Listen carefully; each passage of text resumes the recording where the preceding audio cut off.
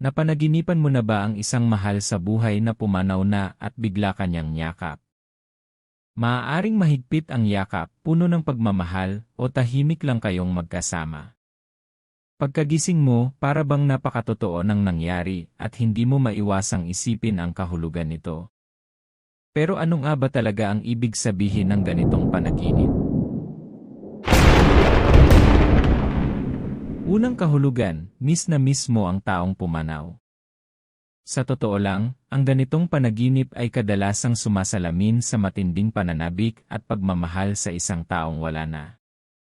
Normal lamang na lumitaw sila sa panaginip, lalo na kung madalas mo silang naiisip o namimiss. Ikalawang kahulugan, paghilom ng damdamin. Ang yakap ay simbolo ng pagmamahal, kapanatagan at pagtanggap.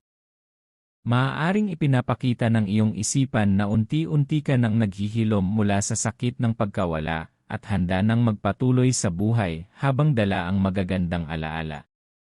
Ikatlong kahulugan, may mga salitang hindi nasabi. Kung naging emosyonal ang panaginip, maaaring may mga bagay kang nais sabihin sa yumao, ngunit hindi mo na nagawa.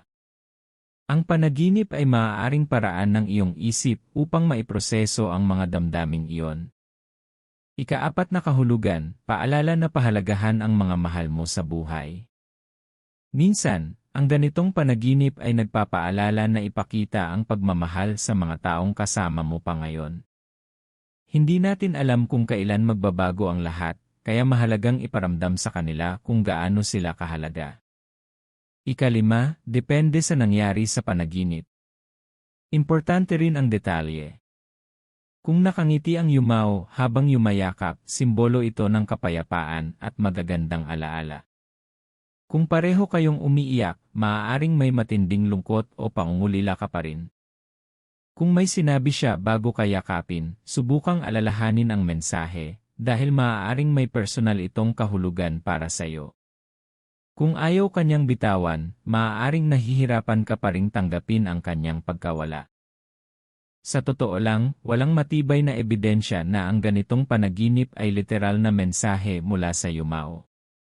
Mas madalas, ito ay bunga ng iyong alaala, pagmamahal at emosyon. Ang iyong isip ay gumagawa ng paraan upang maiproseso ang pagkawala at mapanatili ang koneksyon sa taong mahal mo. Kaya kung napanaginipan mong niyakap ka ng isang yumao, isipin mo rin ang tanong na ito. May mensahe ba ang panaginip na ito tungkol sa paghilom, pagpapatawad, o pagpapahalaga sa mga taong mahal ko?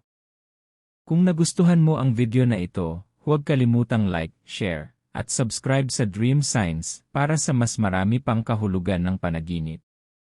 At ikaw, sino ang yumakap sa iyo sa panaginip? Ano ang naramdaman mo pagkatapos mong magising? Ibahagi mo ang iyong karanasan sa comment section. Hanggang sa susunod.